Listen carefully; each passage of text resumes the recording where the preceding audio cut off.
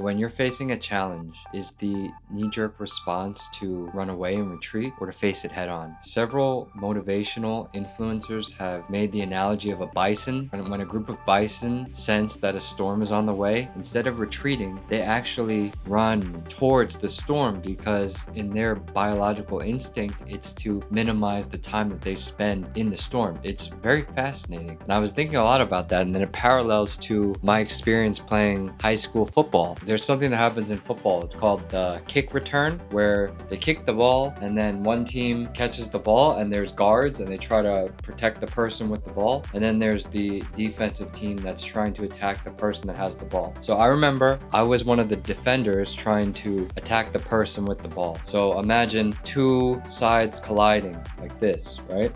I'm on this side. What you're supposed to do, and I didn't know this, is this side has the ball. The defense is supposed to break the line and just like attack the defenders head on and just bump them. But what I did, the defender was coming, like a big ass guy was coming, and I just went doot, doot. And I just went around him. And then my coach pulled me out and started screaming at me like, "What are you doing? You're not attacking the line." And at that time, I think I was 15 years old. I had no idea why I was getting pulled out. I didn't really understand the rationale, what he was saying. But now I do. But I don't actually agree with that because in my opinion, it's maximizing unnecessary damage. My main goal is still to attack the person with the ball, but I'm minimizing impact from getting hit by the defender. Why do I need to just bump him for no reason? So I'm minimizing my damage. The bison is very fascinating, but I think if you have that awareness, that insight, you don't necessarily have to go head at it all the time. You can be aware of it, but still face it. There's a difference between running from it and being aware of it and minimizing damage. And I get it. Usually, you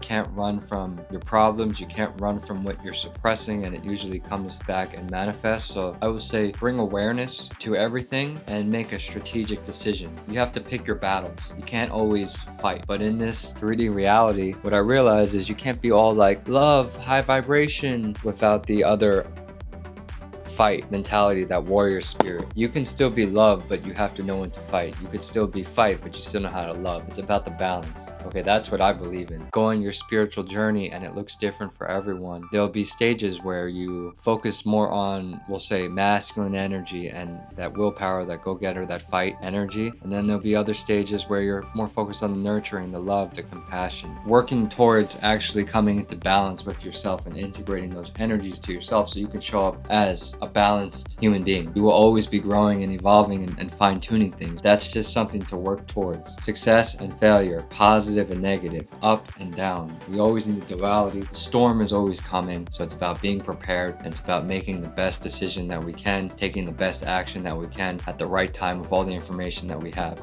Not being guided straight by emotion, but still knowing when to attack and knowing when to delay, but still have that I'm gonna take care of business mentality.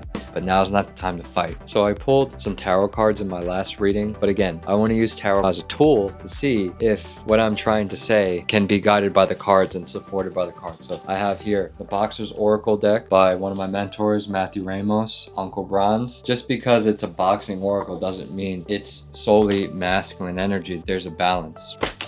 Okay. Drop one on the floor. And one more card.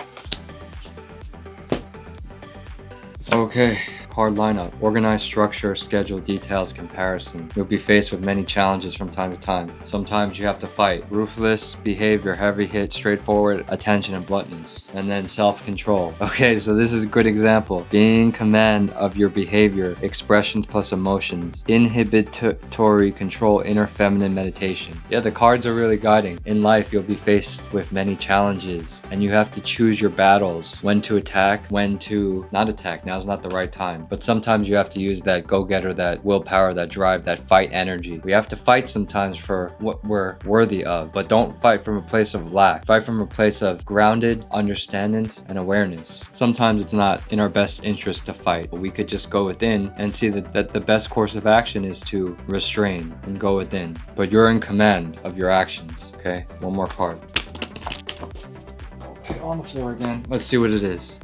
Okay, pre-workout effect. This is Uncle Bronze. He likes to coin this term of getting like a surge of energy before you go to the gym. But the pre-workout effect, as he likes to say, it doesn't last forever, right? So you need to know when you can use this pre-workout effect. You can't always go fight, pre-workout effect energy all the time. Otherwise, you're gonna get burned out when you face too many challenges, 1, 2, 3, 4. So you can only bring this energy, this brawler energy at certain points. When you're not fighting, you're taking care of yourself and you're protecting your energy. But when you go towards the battle, you'll be ready. And trust me, there's always going to be a battle. Life throws things on our way. It's just how we adapt and adjust, all right? Wish you well. Peace.